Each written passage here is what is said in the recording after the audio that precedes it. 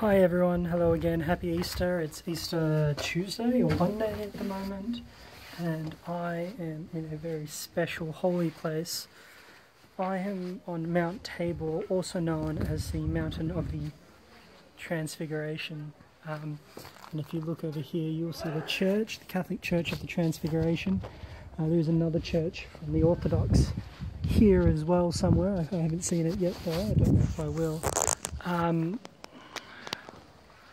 What I love about the Transfiguration is that there is a revelation here to the apostles, to St. Peter and the sons of Zebedee, of the glory of God, the splendor, the majesty, the power of God.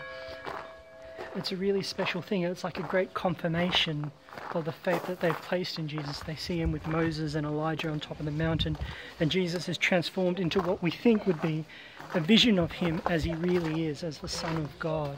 And they experience his divinity, and God's voice comes down and says, "This is my Son, the beloved, with whom I'm well pleased." I forgot what I was going to say. That's right, I haven't said anything about Easter yet on these blogs, and I wanted to talk about Easter.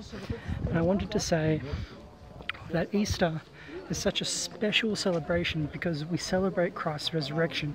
We celebrate Christ's victory over sin and death. And that sounds really abstract. What the heck does victory over sin and death mean? What does it look like? If we think about it, sin and death is two of the most biggest things we have, in our humanity. The two things that we have that are very, very substantial for us is the fact that people die, that people sometimes mess up, they get things wrong. And so when we say Jesus' victory over sin and death, we're talking about Jesus giving us eternal life, firstly, and then secondly, being able to conquer anything we do wrong. And I think that's a very beautiful message.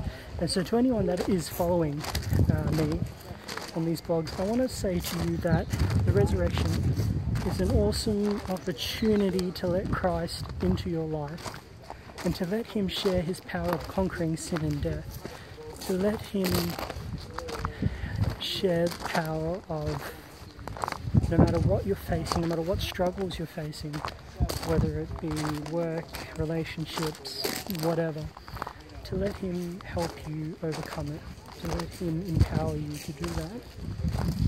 And also, maybe some of us have done things that we're not proud of, that we are ashamed of, that we'd rather not do, and we wish so much that we could go back and make amends, and we can't.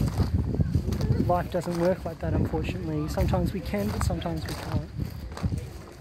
The resurrection, the Easter story tells us that doesn't matter. Christ can still overcome it. So that's all from me from Mount Transfiguration. Behind me now you'll see an abbey. I think it's the Franciscan Abbey and Benedictine Abbeys, but I'm not too sure. I will come to you again later. See ya.